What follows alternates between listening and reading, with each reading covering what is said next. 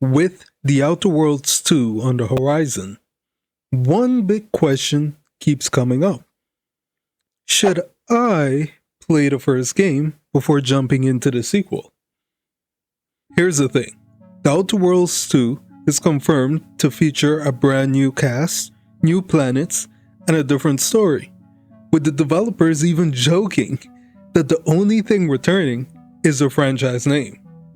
Outer Worlds 2 shifts to a new protagonist, an Earth Directorate agent investigating rifts in space-time caused by skip drive technology malfunction. It's a feature referencing from the first game, if I remember correctly. Unlike Outer Worlds 1's focus on the Hykion colonies, corporate conspiracy, and the player's role as an unplanned variable, Outer Worlds 2 plot centers on factional wars in Arcadia. It maintains loose continuity with Outer Worlds 1 through shared lore and thematic elements, but operates as a standalone sequel in a new colony, with subtle references and Easter eggs without requiring Outer Worlds 1 playthroughs, preserving narrative flexibility. So no, you won't need to know the first game's story to follow along. So you are interested in seeing if you would enjoy Outer Worlds, but you're unsure if you want to commit the time and money. Well, let's delve a bit into Outer Worlds 1. Developed by Obsidian Entertainment and released in October 2019, it represents an quiet entry in the role-playing game genre, blending single-player narrative depth with sci-fi exploration. Often described as a spiritual successor to Obsidian's earlier work on Fallout New Vegas, the game emphasizes branching dialogue, player agency, and satirical commentary on corporate greed within a dystopian future. The narrative unfolds in the Halcyon colony, a remote star system where humanity has colonized distant planets under the iron grip of megacorporations, evoking themes of exploitation and rebellion that resonate with contemporary critiques of capitalism. Players assume the role of a customizable protagonist, known as the Stranger, who awakens from cryosleep to navigate this fractured society, making choices that ripple across factions and storylines. The game's charm lies in its witty writing, voiced by a talented cast, which infuses humor into grim settings, making it a standout for fans of narrative-driven adventures. Released amid a surge of RPG popularity, The Outer Worlds achieved critical acclaim, earning a Metacritic score of 85, praised for innovative companion mechanics and dialogue trees that offer genuine reactivity. Unlike sprawling epics like the Elder Scrolls series, it opts for a contained experience lasting 20 to 40 hours, depending on exploration, allowing deeper immersion without overwhelming scale. The core objective revolves around unraveling a conspiracy threatening the colony's survival, but the true draw is the freedom to align with or against corporate overlords, rebels, or neutral paths, embodying Obsidian's signature style of moral ambiguity. So, here's why you should play The Outer Worlds. It holds up remarkably well in 2025, as it excels in reactive storytelling, where decisions shape outcomes across hours of gameplay. Its focused structure emphasizes consequences, side with corporations or rebels, and the world evolves accordingly, leading to multiple endings. This agency, refined from Fallout New Vegas, rewards experimentation. Build a diplomat to talk your way through conflicts, or a stealth operative for lethal takedowns.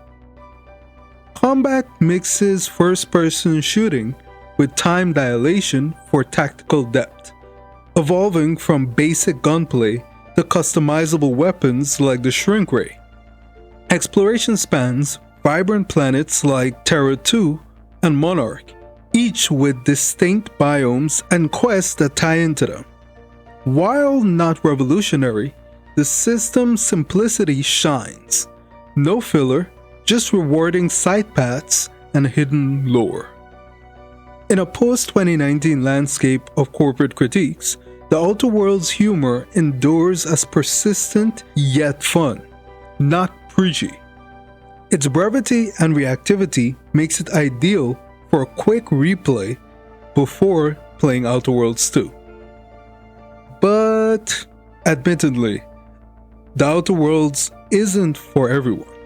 It is not universally appealing due to its niche blend of humor, dialogue-heavy interactions, and moral ambiguity, which may alienate players preferring straightforward action or epic narratives. Its satirical tone, poking fun at corporate greed and consumerism, resonates with fans of witty sci-fi-like entertainment, but can come across as overly cynical or preachy for those seeking escapist fantasy. For instance, companion characters like Parvati offer deep personal stories but require investment in conversation trees that some find tedious, compared to more passive storytelling in games like Mass Effect. Players new to RPGs or those short on time might struggle with the game's emphasis on skill checks and faction alignments, leading to frustration if choices don't yield immediate gratification. Combat in Outer Worlds employs a shooter RPG hybrid with tactical pause elements. Still, it lacks the complexity of modern titles like Cyberpunk 2077's fluid gameplay or Elden Ring's intricate melee systems. Combat is one of the weakest aspects of the game. If you enjoy a bit more exciting and fast-paced combat, Outer Worlds is disappointing and kind of depressing, I'll be honest with you. So, if you plan on playing Outer Worlds 1 and you're excited for the combat and you don't care anything about the story and the dialogue trees, it's skippable. Enemy AI remains predictable, relying on basic cover mechanics without advanced flanking or adaptive behaviors. Maybe with this revolution of AI in games will be great. That's capping. AI doesn't work the way we want them to work in games, especially in a game like this where it isn't as straightforward. Like AI in racing games, pretty straightforward. It's a track, you stay on the track. It's a predetermined route, so there's very little room for deviation. However, in RPGs and open world games, it's hard for AI to be unique and diverse. Well, at least for now. Maybe that could be the future, and hopefully it is. But right now in RPG games that aren't pretty straightforward and require adaptability on the fly, it's hard for AI to be fun.